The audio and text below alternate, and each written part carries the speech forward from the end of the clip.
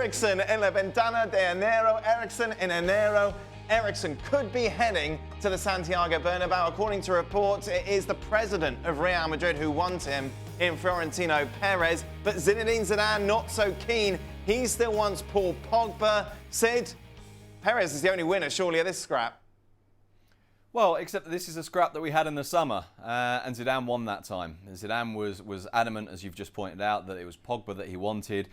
Real Madrid, knowing that it was very difficult to get Pogba, they'd lined up a couple of other deals. One was this one, of course. One was De Beek from Ajax, and there was a very clear sense from Real Madrid that right, we want to bring a midfielder in. These are the two that we think can work. But Zidane was so adamant that it had to be Pogba that in the end they didn't get any of those players. So if for this story to re-emerge and for it to re-emerge from the club, it's because either Florentino or the rest of the directors have decided we do this anyway, or because Zidane has backed down, or of course because they've just decided, right, well, we want to try and force the issue on this. Now, there's a little bit of me that doesn't entirely see the point in this deal. Now, Real Madrid at the moment, if you look at the squad list in recent weeks, admittedly because of some injuries, they actually put the squad list, they publish them, goalkeepers, defenders, midfielders, forwards, and there's great big long lists everywhere and then a tiny little list in the midfielder category. And so they do need midfielders in terms of numbers, but what they don't really need in truth is another number 10 stroke attacking midfielder stroke kind of creative forward.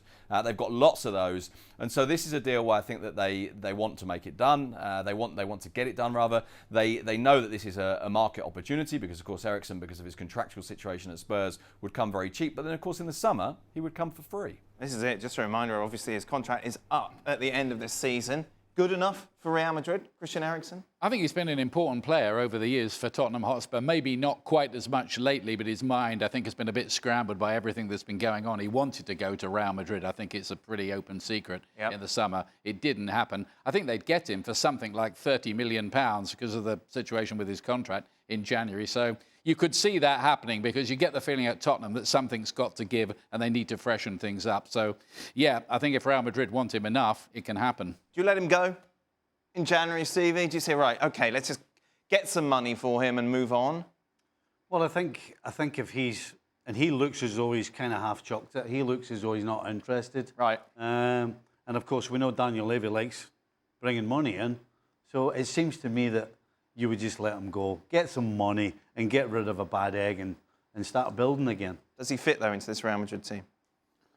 I think he's a good enough player for Real Madrid.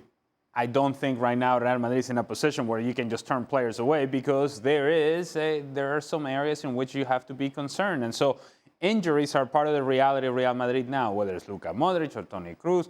There's nobody who can take the position of Casemiro. But the point that Sid is making makes a whole lot of sense in that kind of player is not exactly what you need. So you're just bringing him to make numbers up. You're not bringing him because he's addressing a need, an area in which you're saying, you know what, we have to have a player like this. It doesn't quite make sense from that point of view.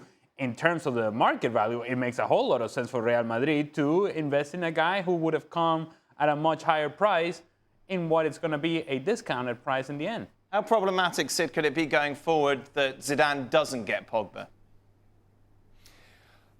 I honestly don't know the answer to that because obviously it's problematic now, and it's, you know, he wanted Pogba into the side for the start of this season. As the season moves on and he starts to find solutions, and of course we've seen very good performance in the last game from Fede Valverde, who has some of Pogba's qualities, not quite the same sort of player, but he covers a lot of ground, he's quite direct, he gets into both penalty areas, so there is a sense that they're finding solutions there. So I don't necessarily think if they can find an alternative to Pogba that is similar enough, that have a similar kind of skill set, a similar sort of level, then perhaps it's not too much of a problem. But it was a problem in the summer, not least, of course, because it created that degree of tension between Zidane and the club, that Zidane felt that the club, who had promised to get him the players they wanted, promised to, by the way, to get rid of the players that he wanted, weren't able to do so. Now, there's a difference between not being able to do so and refusing to do so, which is why I think that those kind of problems can be overcome. But of course, there is that little bit of tension that still remains.